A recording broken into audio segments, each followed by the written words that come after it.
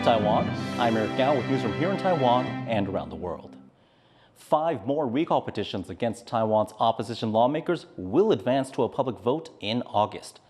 Election authorities say the petitions against Kuomintang lawmakers have gathered enough signatures. The latest announcement brings the total number of KMT lawmakers facing possible ouster to 31. The first round of votes will take place on July 26th, followed by the second round on August 23rd. It's the last weekend push before the first round of recall votes. As party and civic campaigners gear up for the final rallies, controversies around the recall campaign fuel partisan tensions. Agreeemnt reports. It's the last weekend until voters decide the fate of 24 Kuomintang lawmakers in a critical recall vote on July 26. Campaigners are ready to hit the streets of Taipei over the weekend in the last thrust to sway people's votes.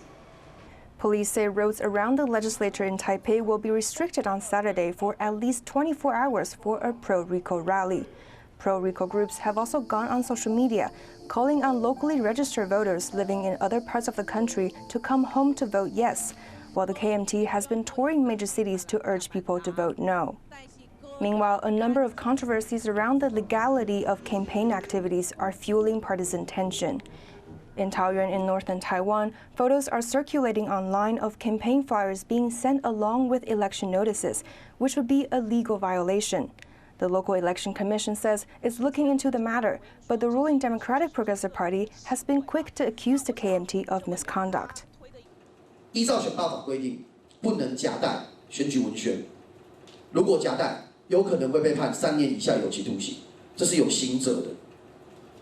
可是到目前为止，这个重大的选举瑕疵，你有看到桃园市政府、桃园选委会的高官们出来讲一句“拍谁？我们这里有疏失，我们会检讨”？没有，全部都推给基层。 The subject of the controversy, KMT legislator Lawmaker, has rejected the claims and accused the DPP of staging the photos, with camera footage of what he claims as evidence. But potential interference may come from outside. On Thursday, the Mainland Affairs Council, which governs relations with China, says posts about Taiwan's recall movement have gained traction on Chinese social media. 那谁应该被罢免，谁不应该被罢免都由台湾人自己决定那中共不要想企图影响台湾。 With just days to go before the critical vote, pro and anti-recall campaigners are keeping their feet on the gas to win as much support as they can, awaiting the judgment of the people. Andy Xue and Agreeemnt in Taipei for TaiwanPlus. Taiwan's opposition parties have passed a proposal to extend the current legislative session to the end of August, making it the longest since 2012. The opposition Kuomintang and the smaller Taiwan People's Party say the extension is necessary. They say it's needed to review a recently approved U.S. tariff relief package and other regulations concerning AI. The ruling Democratic Progressive Party has criticized the move, saying it is meant to help KMT lawmakers who are facing recall votes this summer. Taiwan's largest annual military exercises have wrapped up. This year's Kuang marks the longest ever drills, testing military scenarios that Taiwan has never simulated before. Alan Liu breaks it down for us.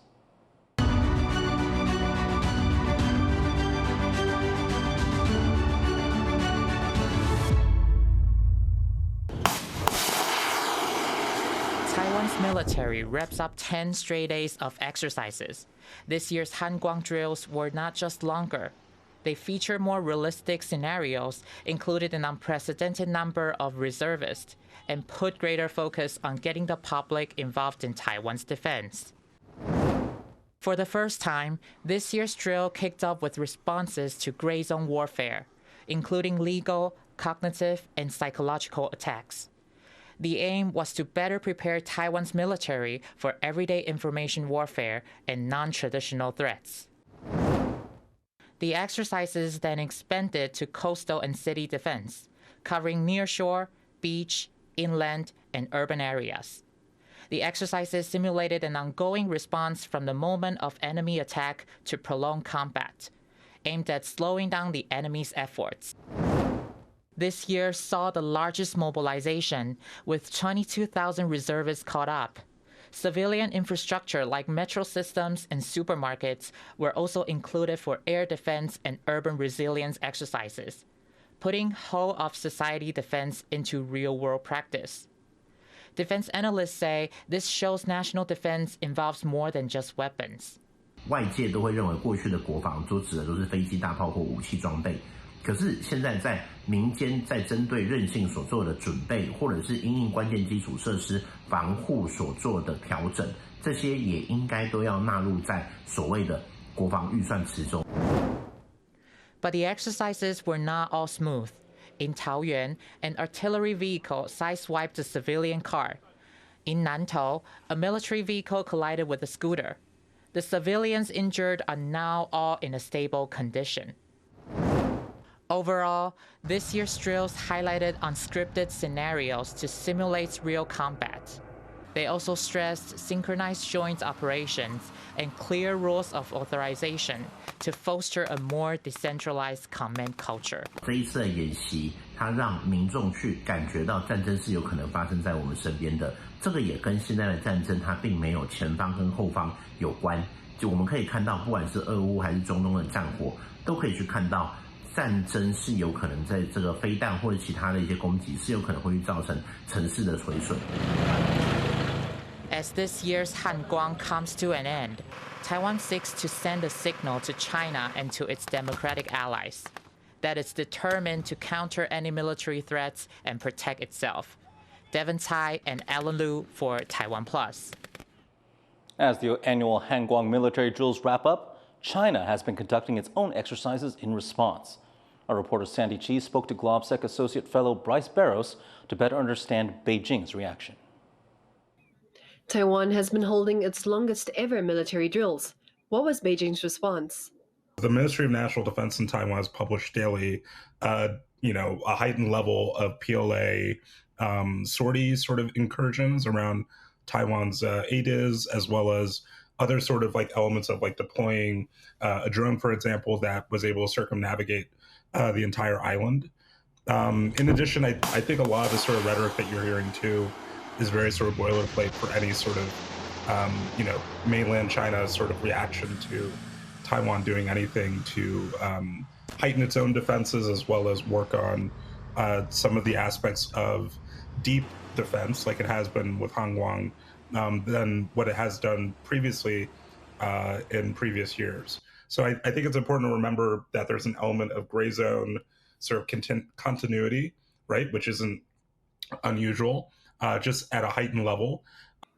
What should we expect from China next? So I do feel like this is sort of a nothing out of the sort of ordinary, right? And that's not to blunt the question. I think a lot of the reactions will be similar to maybe you see a diplomatic ally get poached. That's always within the realm of possibility. So some of this stuff isn't just directly military. It also fits into the gray zone sort of thing, right? Maybe more uses of missiles being fired around the island. I would be curious to see if the PLA deploys more drones in whatever sort of defense exercises could happen once Hangguang sort of ends. That was GlobSec Associate Fellow Bryce Barros.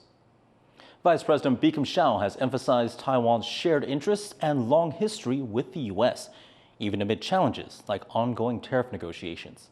Cadence Caranta reports.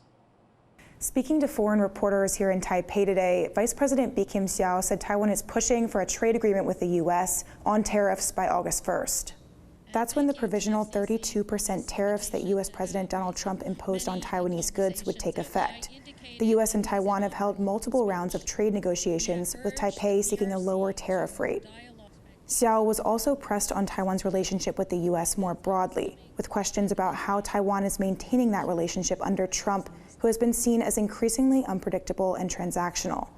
But Xiao largely focused on the positives, which is in line with messages from the Taipei administration. Historically, this relationship has withstood different administrations, different parties in government. It has also got the support of bipartisan members of Congress. It is an issue that has a high degree of unity now in the U.S. Congress, despite differences across many other issues in the United States.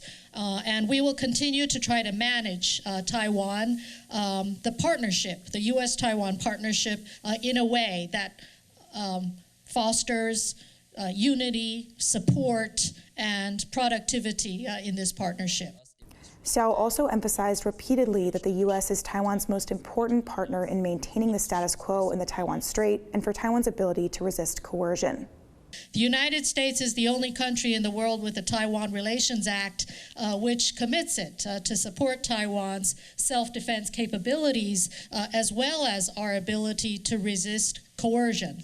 And so this is a very important partnership that we will continue to work on. For decades, we have shared some fundamental values in peace and democracy and freedom, but we have also shared foundational interests, and that is prosperity, a stable and conflict-free Taiwan Strait. So even amid the challenge of negotiating reciprocal tariffs while also managing Taiwan's relationship with Washington, Vice President Xiao's message seemed to emphasize the overall stability of the relationship between Taiwan and the U.S. Leon Yen and Cadence Caranta for TaiwanPlus. The Environment Ministry says it's got 12 investors for its billion US dollar plan to hit Taiwan's environmental targets. 我们从过去的管制者也能够进到辅导跟综合管理这一方面所以特别呢跟国发基金这边申请了100亿的绿色成长基金那么希望未来能够透过我们在座的12位搭配投资人一起来投资。 The investors will put money into an action plan to reach Taiwan's net zero goals by 2050. The Environment Ministry has already earmarked $3.4 billion US from the National Development Fund to kickstart that plan. The goal is to build a domestic green startup ecosystem over the next decade. Shading Natural Park at the southern tip of Taiwan has been a haven for the local ecosystem and for nature lovers. The nearby community hopes that the park's growing popularity provides a chance to teach more people about sustainability. Irene is back with this report. 那个叫黄金蛹啊，越鲜艳就是一个躲避天敌。 With more than 50 types of butterfly, hundreds of plant species, and distinct natural scenery such as trees growing atop ancient coral reefs, Shading Natural Park in Pingdong County, part of Kending National Park, is many nature lovers' favorite secret spot in the far south of Taiwan. Zhao Mingkun is one of the park rangers here. He says giving these small group tours has been an educational experience for both the visitors and himself. 在你做生态导览分享的过程当中，可以很深入的去了解这个物种。 The park is quieter than most tourist attractions, which has helped local flora and fauna flourish with as little disturbance as possible. But some animals have had to rely on humans, such as the Formosan sika deer. It was once on the brink of extinction, now repopulating its habitat after years of effort.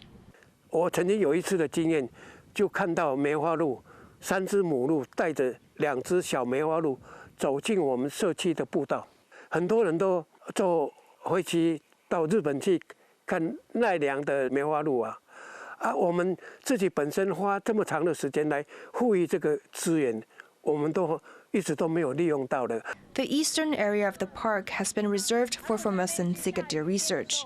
As the park gains popularity, the local community may face more challenges maintaining the harmony between humans and nature. But they're still optimistic that with more education and exposure, people may grow to cherish what nature has to offer. Patrick Chen and Ringland for TaiwanPlus. And thank you for watching What's Up Taiwan. Visit our website for more of our news reports and other programs. Finally, let's take a look at one of Chile's most significant religious festivals called La Tirana, held in the heart of the Atacama Desert. I'm Eric Gao. Take care. Have a great weekend.